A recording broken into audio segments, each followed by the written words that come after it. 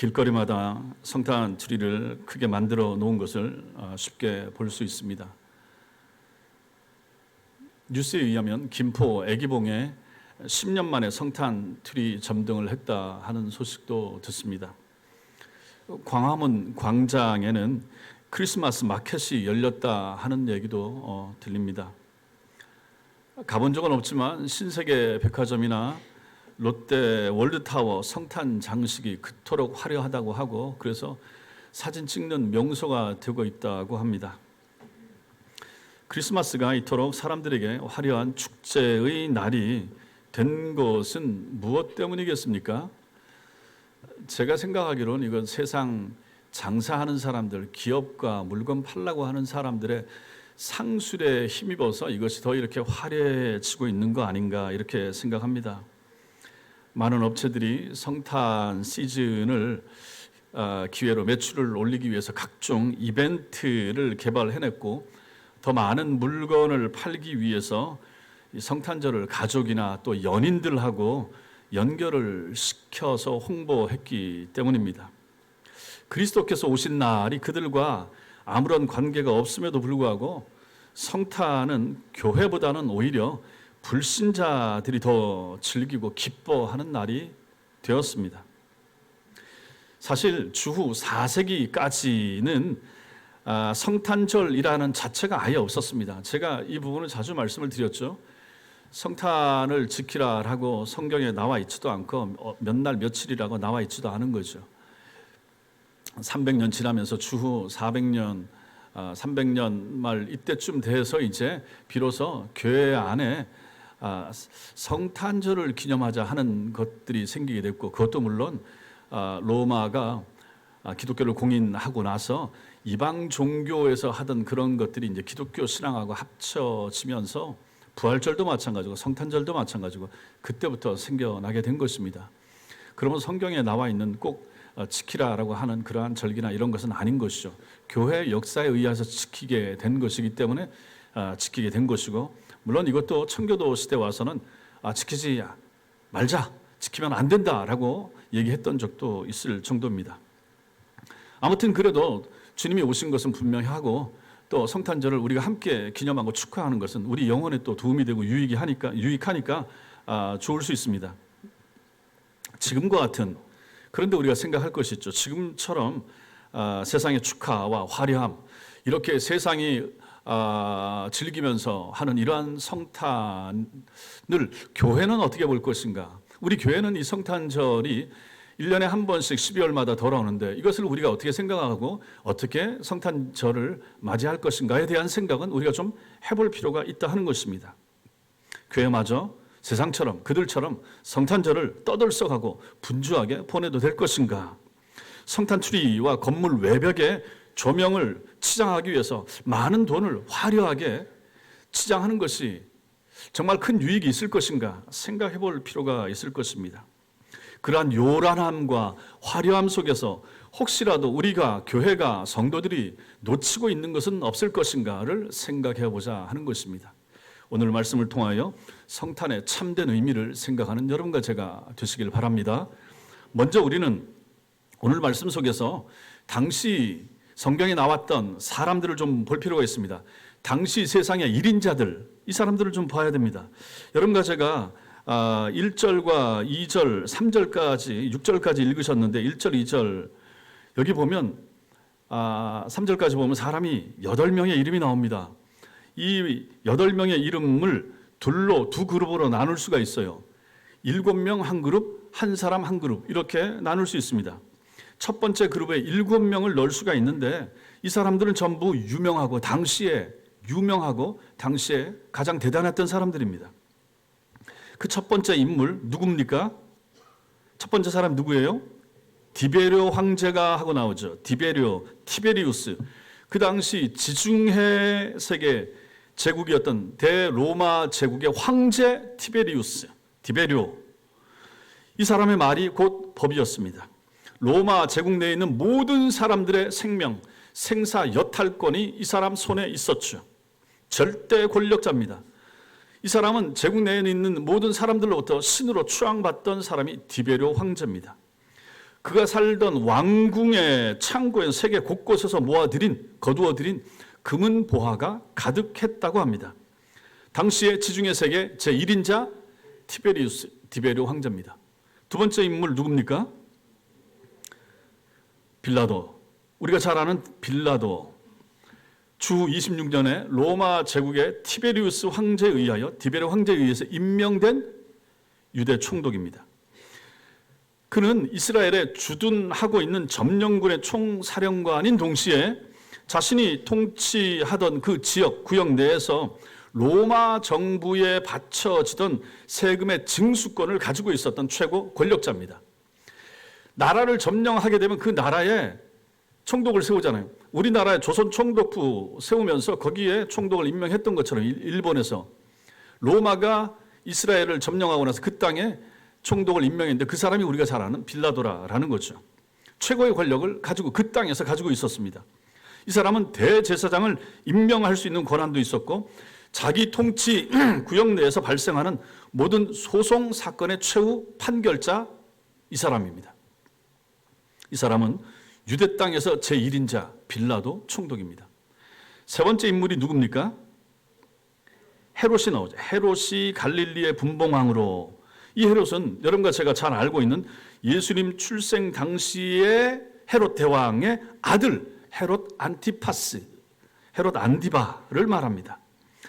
이 사람을 가지고 갈릴리 지역의 분봉왕, 그 지역을 책임지던 왕, 분봉왕. 분봉왕이란 로마 황제의 허락을 받아서 로마 황제의 대리인으로 한 지역을 통치하던 왕을 말하는 거죠. 우리 지금 같으면 도지사에 해당하는, 근데 이름을 왕이라고 불러주고 분봉왕이라고 불렀던 거죠.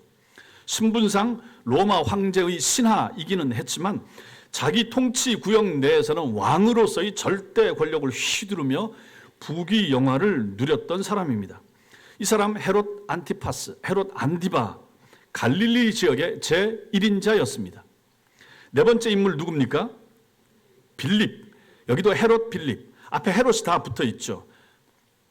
헤롯, 대헤롯, 첫 번째 헤롯, 예수님 태어날 때. 그 다음에 이제 헤롯 안디바, 헤롯 빌립, 헤롯 아켈라오 이렇게 되는 거죠. 바로 왕, 바로 이름 붙는 것처럼, 시저, 가이사 그 붙는 것처럼.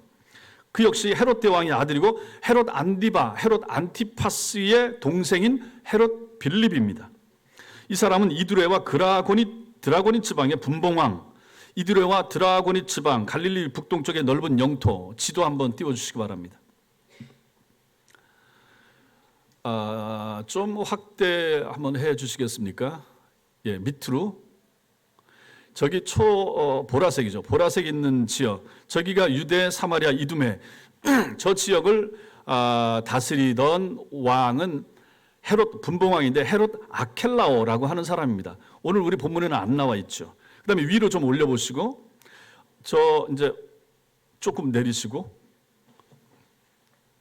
요 갈릴리, 베레아, 요 두 지역을 담당하던 왕, 이 사람이 바로 헤롯 안티파스입니다. 헤롯 안디바가 요 지역의 분봉왕이었던 거죠. 그 다음에 헤롯 빌립, 이 사람이 이제 맨 위쪽에 있는 유대 북동부를 담당하던 분봉왕, 이 사람이 바로 헤롯 빌립입니다. 이 사람이 이제 이두레와 드라고니 지방의 이제 넓은 영토를 다스리고 있었는데 헤롯 빌립은 그 영토 내에서 1인자 최고였습니다. 그다음에 다섯 번째 인물이 이제 루사니아라고 나오는데 이 사람은 아빌레네 분봉왕입니다. 우리 지도에는 안 나왔지만 저 맨 위쪽에 나와 있는 저 지역보다 더 위에 있는 지역, 저기가 바로 이 사람이 통치하고 있던 지역이 되는 거죠. 루사니아 왕국의 제1인자 이 사람이었던 것이죠. 이 사람이 바로 다섯 번째 인물입니다. 그 다음에 지도 치워주셔도 되고, 여섯 번째 인물, 여섯 번째, 일곱 번째, 여러분과 제가 아는 인물인데 누굽니까?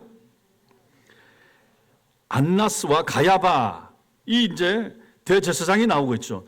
이 두 사람은 장인과 사위 사이입니다. 장인과 사위. 안나스가 장인이고 가야바가 사위입니다. 본문 2절에 이 두 사람 모두를 대제사장이라 이렇게 부릅니다. 원래 대제사장은 하나입니다. 하나여야 되는데 여기 둘로 나옵니다. 대제사장이었던 안나스가 대제사장직에서 물러나게 되었을 때 로마 총독에게 뇌물을 주고 대제사장을 사면서 자기 사위를 그 자리에 앉힌 거예요. 왜 앉혔겠습니까? 사위가 대제사장 되고 장인이 여전히 건강하니까 건재하게 자기가 뒤에서 조정을 하는 거죠. 사위를 내세워서 자기가 여전히 그 역할을 할 수 있기 때문에. 그래서 이 두 사람이 같이 대제사장의 직무를 감당했다. 그래서 우리 성경에 이 두 사람의 이름이 같이 나오기도 하고 예수님이 이 앞에 가서 신문 받기도 하고 그렇습니다. 그래서 이 대제사장은 유대교 종교에 있어서 최고 지도자입니다. 대제사장 누굽니까? 하나님의 대리인이었죠. 우리가 어제 말씀에서 보았던 것처럼 도피성에 들어가도 거기 대제사장이 있었고 그 사람이 책임자였죠. 마찬가지입니다.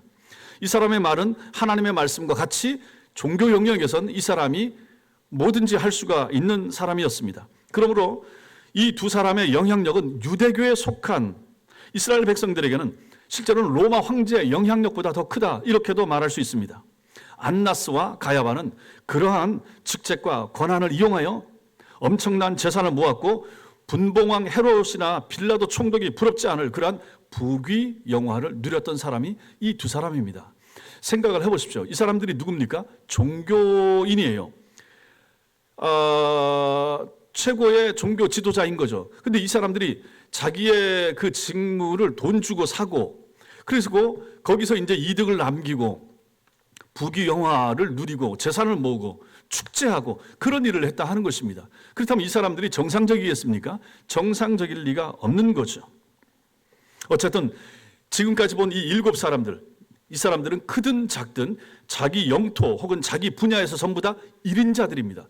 최고의 자리에 있던 사람들, 이 사람들 7명, 여기가 첫 번째 그룹입니다. 두 번째 그룹의 한 사람 누굽니까?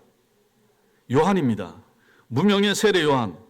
두 번째 그룹, 여기는 단 한 사람만 속해 있습니다. 이 사람의 이름 요한. 그가 이후에 요단강에서 사람들에게 세례를 베풀었다고 해서 그때부터 사람들은 이 사람을 세례 요한 이렇게 부릅니다. 세례 요한을 살펴보면 어떻습니까? 첫 번째 그룹, 이 7명의 사람들하고 비교할 수가 있겠습니까? 비교 자체가 불가능합니다. 이 첫 번째 7사람은 사는 곳이 어디입니까? 전부 다 왕궁이나 대저택에서 으리으리한 곳에서 살던 사람들입니다. 요한 어디서 살았습니까? 운망하다 없이 빈 들에서 살았던 완전히 노숙인 같은 사람, 세례 요한입니다. 이 사람이 그렇게 살았던 거죠. 빈 들이 그의 침실이고 하늘이 그의 지붕처럼 그렇게 살았던 사람, 세례 요한입니다. 7사람들은 계절과 장소, 유행에 따라서 값비싼 명품 옷을 때마다 갈아입었을 것입니다. 그런데 마태복음 3장 4절에 의하면 세례 요한이 무엇을 입고 있었다고 그랬죠? 기억나십니까? 낙타 털 옷을 입은 거죠. 가죽 옷이라고 좋겠습니까? 그거 한 벌입니다. 그거 가지고 밤에 그거 덮고 이불처럼 그거 가지고 덮고 지내고, 그거 가지고 외출하면 그거 바로 외출복이 되고, 그 옷을 입고 사람들 앞에 세례도 줬을 것이고 설교도 했을 것입니다. 이 사람이 바로 세례 요한입니다. 7사람들은 식사 때마다 진귀한 요리로 배를 채웠겠지만 빈들에 살던 세례 요한의 메뉴, 식탁의 메뉴 뭐였습니까? 메뚜기와 석청, 뭐 자연 음식이라고 요즘 같으면 건강식이라고 좋겠습니까? 그걸 맨날 먹어보십시오. 그거밖에 먹을 것이 없다고 생각해 보십시오. 메뚜기와 돌 사이에서 나는 꿀, 석청, 그것이 그가 먹던 음식, 식사였습니다. 7사람들은 정치 권력이든 종교 권력이든 절대 권력을 소유한 권력자였지만 요한은 이러한 권력하고는 전혀 상관이 없던 사람입니다. 7사람들은 모두 다 자기 영토, 자기 분야에서 제1인자였지만은 빈들에서 낙타, 털옷, 옷 한 벌로 살아가던 요한은 이스라엘 사회에서 가장 밑바닥 인생이나 마찬가지였던 것이죠. 이 사람이 어떻게 죽습니까? 나중에 목 베어서 비참하게 죽어가는 모습을 우리가 성경에서 보지 않습니까? 그렇게 살다가 갔던 사람이 세례 요한입니다. 밑바닥 인생이었습니다. 그처럼 상반된 이 두 그룹의 인물들이 등장하는 오늘 본문 1절 말씀 다시 한번 같이 읽겠습니다. 1절 시작. 디베로 황제가 통치한 지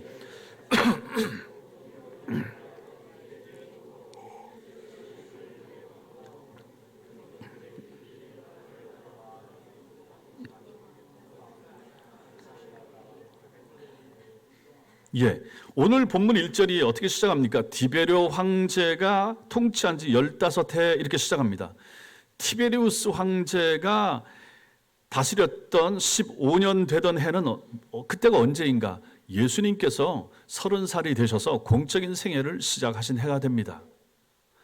예수님이 33년을 사셨는데 30년은 사생애 이렇게 부릅니다. 사적인 생애를 사신 것이죠.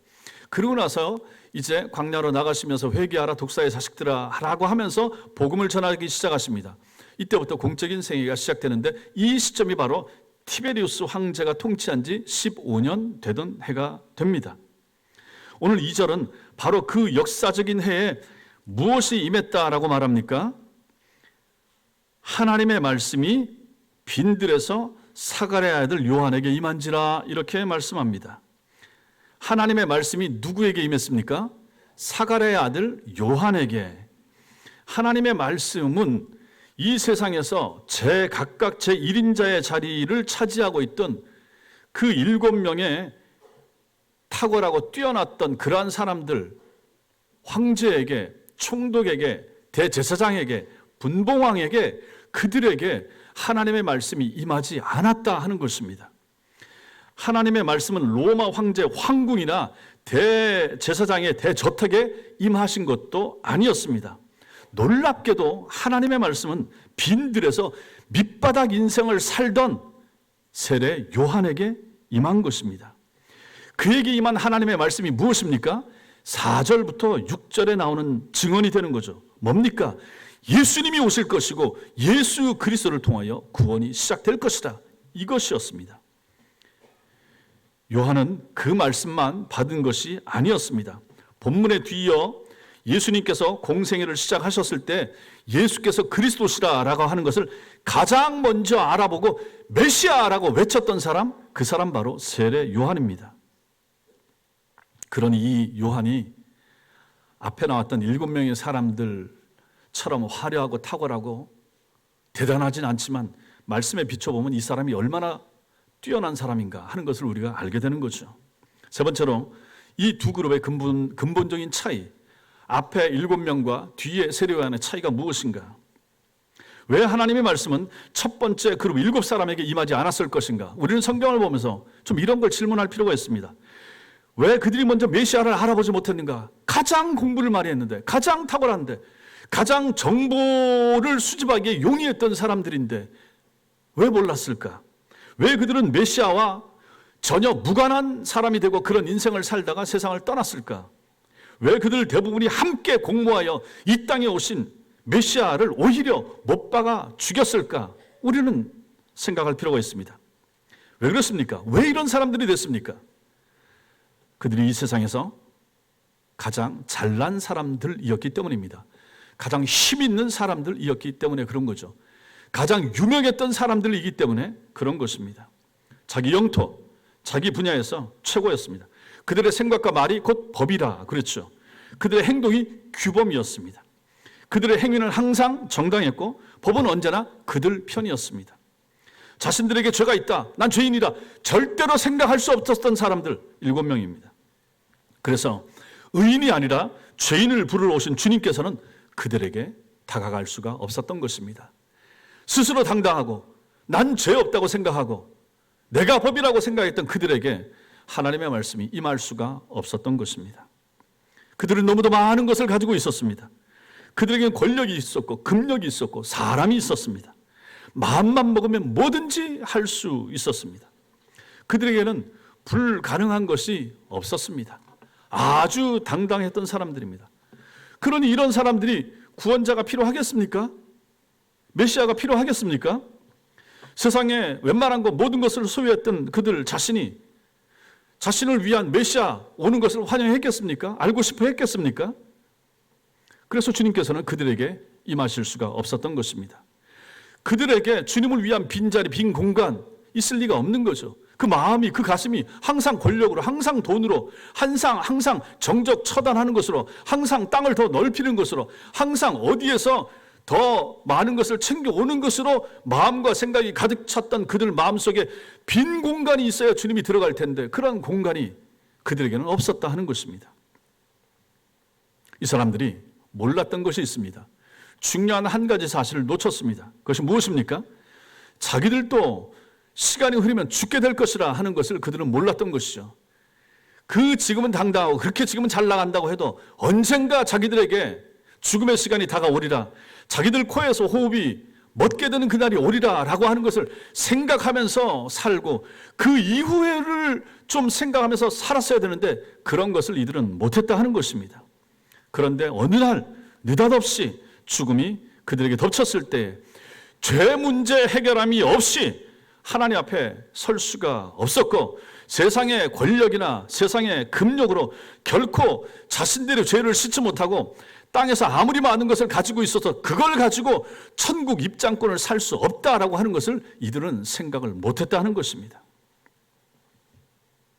불행하게도 그들은 죽음 앞에서 출세나 권력이나 부귀영화도 아무런 소용이 없다라고 하는 것을 살아있는 동안에 그 위세 당당한 동안에는 생각을 못했다 하는 것입니다. 그 모든 것들이 한순간 인간의 욕망과 쾌락을 채워주는 수단은 될 수 있을지 몰라도 그들이 세상을 떠나는 순간 그 모든 것은 전부 다 허무하다, 의미 없다, 허사에 그친다라고 하는 것을 이 사람들은 생각을 못한 것입니다.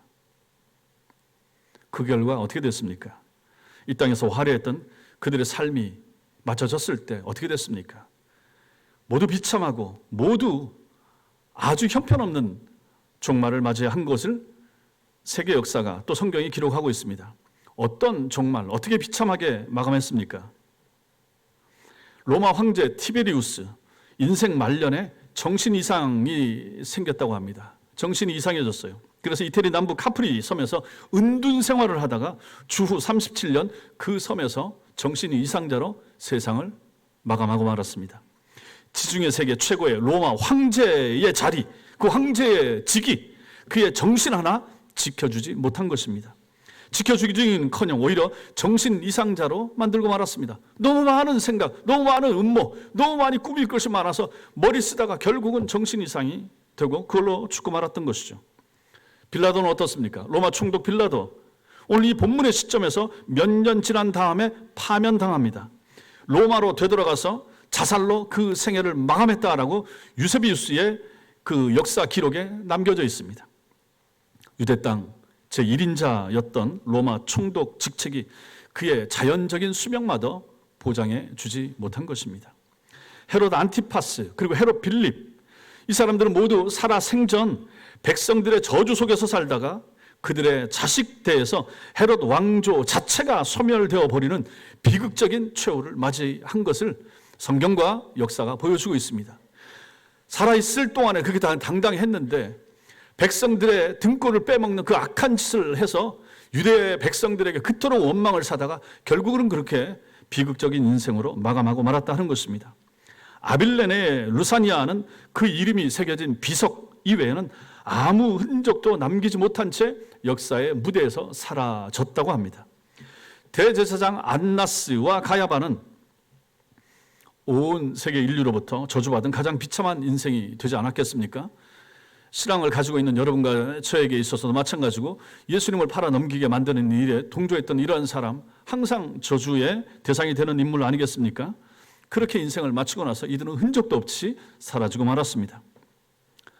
이렇게 7사람, 이들이 살아있는 동안에는 예외 없이 자기 분야에서 제1인자들이었습니다.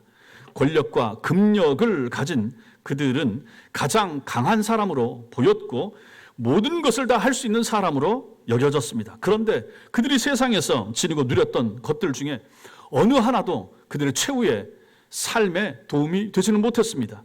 비참한 최후로부터 자기가 가지고 있던 권력, 돈, 재능, 지위 뭐 하나도 도움이 안 됐다 하는 것이죠. 이것이 바로 예수 그리스도 없는 사람들의 공통되는 최후인 것을 오늘 성경 말씀에 나오는 이 7사람의 삶의 흔적이 우리에게 교훈해 주는 것입니다. 마지막으로 4번째, 그러면 요한에게 임한 하나님의 말씀이 우리에게는 어떤 의미가 있는가 살펴보아야 됩니다. 예수 그리스도의 구원이 시작될 것을 알리는 하나님의 말씀이 요한에게 임했다. 중요한 지점이 됩니다. 세례 요한이 왜 하나님의 말씀은 세례 요한에게 임한 것입니까? 그 잘난, 그 잘 나가던 7명의 사람이 아닌 그 무명의 사람, 단벌 신사로 살아가던, 광야에서 살아가던, 빈들에서 살아가던 세례 요한에게 하나님의 말씀이 임한 이유가 무엇입니까? 세례 요한이 빈들의 사람, 다시 말해서 영혼 속에 빈들이 있었던 사람이기 때문에 하나님의 말씀이 그에게 임할 수 있었던 것입니다. 밑바닥 인생을 살던 그는 자기 자신이 정말로 보잘것없다 하는 것을 늘 생각하면서 살던 사람입니다. 가진 것이 없었습니다. 가족도 없었습니다. 홀몸이었습니다. 하나님이 세례 요한을 그렇게 살도록 만드셨습니다. 그 자신에게 믿을 만한 구석이 전혀 없었기 때문에 그 누구보다도 메시아의 구원을 간절히 필요로 하던 사람, 그 사람이 세례 요한입니다. 한마디로 말해서 요한은 빈자리 투성이었습니다. 결핍이 너무 많았습니다. 너무 많이 부족한 인생을 살았습니다. 정상적인 가정과 정상적인 생애와 정상적인 사람들하고 너무 많이 달랐던 것이죠. 가진 게 너무 없었어요. 그래서 소망하는 것이 오직 자기가 메시지로 받은, 성령을 통하여 받은 예수 그리스도와 하나님 나라, 거기에만 소망을 두고 살 수밖에 없었던 것이죠. 그 심령의 빈들에 예수님께서 말씀으로 임하시고 육신으로 그를 찾아와 주셨던 것입니다. 하나님의 말씀은 누릴 것이 많던 사람들에게는 결코 임하실 수 없었지만은 누릴 것이 없고 가진 것이 없으며 빈 것 투성이었던 인생에게는 언제나 임하시고 언제나 채워질 수 있다라고 하는 것을 우리는 오늘 말씀에서 확인하게 되는 것입니다. 그런 이유로 예수님께서는 베들레헴 외양간에 태어나신 것입니다. 베들레헴의 모든 집, 모든 여관이 다 만원이어서 어디 한 군데 들어가셔서 태어나실 수가 없었지만은 짐승들의 외양간에는 예수님을 위한 빈 공간이 있었던 것이죠. 그래서 예수님께서 태어나시던 날 천사들은 예루살렘의 부자들이 아니라 빈들에서 양을 치던 목자들에게 나타나셔서 예수 탄생의 기쁜 소식을 전해 주신 것입니다. 지닌 것이 없었기에 자신을 의지하지 않던 그들의 마음속에 예수님을 위한 빈 자리가 있었던 것입니다. 이러한 이유로 예수님께서는 공생애를 시작하시면서도 공생애 3년 기간 내내 어떤 삶을 사셨는가 생각해 보십시오. 그 사역을 시작할 때도 택한 제자들이 누구였습니까? 예루살렘의 엘리트를 택하여 자기 제자로 삼지 않으셨습니다. 저 갈릴리 변방에서 촌놈이라고 무식한 사람들이라고 그렇게 놀림받은 사람들을, 무식한 어부들을 택하여 제자로 삼지 않았습니까? 믿을 것이라고는 아무것도 지니지 못한 그들의 심령이야말로 예수님께서 거하시기에 충분한 빈들이었기 때문에 예수님께서는 그들을 택하셨다 하는 것입니다. 사랑하는 성도 여러분, 오늘 이 말씀 앞에서 이 성탄의 날에 우리는 무엇을 생각해야 됩니까? 하나님의 은혜가 어디로 임할 것인가? 하나님의 말씀이 임했다, 하나님의 은혜가 임했다는 것입니다. 성도 여러분, 여러분과 저는 설교 듣거나 찬양할 때, 기도할 때 하고 나서 은혜 받았습니다, 은혜롭습니다, 이렇게 말합니다. 은혜가 뭡니까? 내 마음에 임하는 은혜가 뭡니까? 기독교인들이 사용하는 은혜가 도대체 무엇입니까? 은혜 받으면 뭐가 달라집니까? 은혜 받으면 어떤 변화가 나타납니까? 은혜가 뭡니까? 내가 죄인인 것이 깨달아지는 게 은혜입니다. 믿으시기 바랍니다. 하나님 사랑합니다. 그럼 뭡니까? 은혜 받은 거예요. 예수님 너무 좋아요. 뭡니까? 은혜 받은 거예요. 말씀에 아멘. 뭡니까? 은혜 받은 거예요. 그게 은혜입니다. 예수가 깨달아지는 거, 예수가 믿어지는 거, 확신되어지는 거, 내가 죄인인 것이 확인되어지는 거, 뭡니까? 마음에 은혜가 임한 거예요. 은혜가 얼마나 소중합니까? 하나님의 말씀이 임한다, 하나님의 은혜가 임한다. 예배 중에, 말씀 듣는 중에, 말씀 읽는 중에, 찬양하는 중에, 찬양 듣는 중에, 기도 중에 은혜 받아야 되지 않겠습니까? 은혜가 내 마음속에 임해야 되지 않겠습니까? 교회에 왔는데 예배 드리고 돌아가는데 은혜 없이 돌아가면 뭡니까? 밥만 먹고 돌아가시겠습니까? 사람만 보고 인사만 하고 돌아가시겠습니까? 그거는 교회가 아닌 거죠. 교회 오시면 누구라도 은혜를 받아야죠. 내가 세상에서 못 들었던 것을 들어야죠. 체험해야죠. 예수를 만나야죠. 예수에 대한 메시지를 듣고 돌아가셔야 되지 않겠습니까? 성도 여러분, 이게 성탄절인 거죠. 성탄절에 세상처럼 화려하게 빛나는 곳에 거기에 주님이 가시겠습니까? 그럴 수가 없다는 것입니다. 은혜가 임해야죠. 세상의 권력 1인자들, 세상의 부자들, 탁월한 종교 지도자들이 하나님의 픽 아니었습니다. 대도시와 번화가, 화려한 조명이 커진 궁궐 아니었습니다. 명동 거리, 바티칸 궁전, 신세계 백화점에 하나님의 은혜가 임하는가? 아니라 하는 것이죠. 하나님의 은혜는 광야의 빈들에 초라해 보이고 빈약해 보이는 곳에 하나님의 은혜가 임하는 것입니다. 왕궁이 아닌 외양간에 임했습니다. 유명하고 잘난 사람들이 아니라 못나고 이름 없는 사람들에게 하나님의 은혜는 임하는 것입니다. 가난하고 아프고 멸시받고 따돌림 당했던 사람들에게 하나님의 은혜는 임하는 것입니다. 2000년 전 성탄의 밤이 그러했고 우리 주님의 생애가 그런 자들과 함께하는 생애였습니다. 시간이 아무리 흘러도 우리 주님의 이러한 성향은 변함이 없습니다. 2000년 전 우리 주님이 이렇게 하셨다 그러면 지금도 마찬가지입니다. 지금으로부터 2000년의 시간이 더 흘러도 그때 주님이 찾아가실 곳, 장소, 사람, 마음 어딥니까? 낮고 철하고 가난하고 보잘것없고 무명의 사람들, 거기에 우리 주님이 찾아가신다 하는 것입니다. 주님의 마음과 관심 그리고 은혜는 여전히 빈들과 같은 낮은 곳, 광야를 사는 가난하고 겸손하고 착한 사람들에게로 향할 것입니다. 하나님의 말씀과 은혜는 항상 빈들과 같은 광야와 같은 빈 외양간과 같은 그러한 마음에 임하는 것입니다. 여러분의 마음은 어떻습니까? 여러분의 마음은 어디로 향하고 있습니까? 우리 성도들의 정신세계는 무엇을 향하고 있습니까?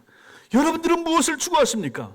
세상의 화려함을 추구하십니까? 세상의 잘남을 추구하십니까? 우리 자식들이 항상 잘나고 항상 잘 나가고 항상 대단하고 항상 탑의 자리에 있기를 원하십니까? 예, 그러면 좋죠. 그래도 상관없어요. 그래도 또 하나님께 영광이 되죠. 너무 그것을 추구하지 마시라 하는 것입니다. 하나님이 그런 사람들을 통해서도 일을 하시지만 성경을 보시고 성경 전체의 흐름과 하나님의 마음을 읽으시라 하는 것이죠. 오히려 착한 마음, 낮은 마음, 겸손한 마음, 작은 마음, 어린 마음, 순진한 마음, 착한 마음, 여기에 주님이 임하시고 그런 사람들을 통하여 일하지 않습니까? 그래서 여러분과 저의 마음이 어떤 마음이 되어야 되겠습니까? 이런 마음이 되어야 되는 거예요. 교회가 추구하는 것은 세상이 추구하는 것과 다릅니다. 교회는 힘을 모으는 것이 아니에요. 교회는 여론을 많이 모아서 많은 사람들을 끌어모아서 무슨 권력 집단을 견제하고 거기에 항의하고 사람 모아서 우리의 힘을 보여주는 곳, 교회가 아닙니다. 교회는 그렇지 않습니다. 항상 낮고, 그래서 로마 천주교가 잘못된 것입니다. 힘을 한 곳으로 모을 수가 없는 것입니다. 교회의 힘은, 성도들의 힘은 낮은 곳으로 임하는 거예요. 안 보이는 거예요. 전류가 밑으로 흘러져서 안 보이게 되는 것처럼 우리는 낮은 곳으로 가야 될 사람들이 되는 것입니다. 높은 곳에 다른 사람들을 밟고 누르고 올라가는 것, 그것은 교회하고 그것은 하나님의 마음하고 그것은 성탄의 정신하고 전혀 상관이 없는 것입니다. 우리가 이런 예수를 만났는데, 우리가 이런 예수를 믿는데 우리가 추구하는 것이 세상처럼 가면 되겠습니까? 안 되는 거죠.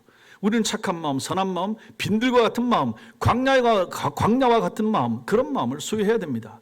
보이지 않는 곳에, 들리지 않는 곳에, 사람이 알아주지 않는 곳에 내가 서 있어야 되고, 우리가 그 일을 해야 되고, 주님을 전해야 되고, 복음을 전해야 되고, 우리 교회가 그런 교회와 그런 성도들로 가득 채워져야 되지 않겠습니까? 이 시대가 요구하는 교회가 어떤 교회입니까? 이 시대가 필요로 하는 성도들이 어떤 성도들입니까? 좀 착한 성도 아닙니까? 드세지 않은 성도 아닙니까? 말 많지 않은 성도, 좀 조용한 성도, 침묵하면서 자기 일 잘하는 성도, 이런 성도, 이런 장로, 이런 목사, 이런 권사, 이런 집사들을 교회가, 심지어 세상이 요구하지 않겠습니까? 교회가 너무 시끄럽다고, 성도들이 너무 말이 많다고, 너무 완악하다고, 너무 드세다고, 좀 우리가 좀 순수하고 순해져야 되지 않겠습니까? 마음이 좀 부드러워져야 되지 않겠습니까? 아니, 우리 예수님이 이런 예수님인데 언제 그런 예수를 우리가 배웠습니까? 왜 드세고 험악하고 삿대질하고 이런 예수와 우리가 무슨 상관이 있습니까? 성탄의 정신이 중요합니다. 여러분과 제가 선한 마음, 순수한 마음, 깨끗한 마음, 정결한 마음, 빈들과 같은 마음, 그런 마음, 그런 자리에 있는 성도들 되시기 바랍니다. 그런 우리를 통하여 하나님의 구원하심이 전파되게 될 것입니다. 이 시대에, 종말의 시대는 그런 교회를 찾습니다. 종말의 시대, 그런 성도가 필요합니다. 성도 여러분, 정말 그런 교회와 그런 성도가 됐으면 정말 좋겠습니다. 교인들이 너무 많고 교인들이 문제는 너무 많이 일으키고 교회도 마찬가지고, 그런 교회 중에 하나가 우리 교회가 돼야 되겠습니까? 그런 성도들 중에 한 사람이 내가 돼야 되겠습니까? 좀 다르고 드러나지 않아도 조용하게 하나님과 교회를 잘 섬기고 조용하게 하나님의 일을 잘 감당하고 내 자리를 잘 지키고, 그런 하나님의 사람들을 주님이 요구하시지 않겠습니까? 이러한 마음, 이러한 사람 마음, 순수한 마음 가지고 하나님과 교회를 섬기고 앞으로도 신앙생활, 믿음생활 잘 하시는 여러분과 제게 되시기를 주님의 이름으로 축원합니다.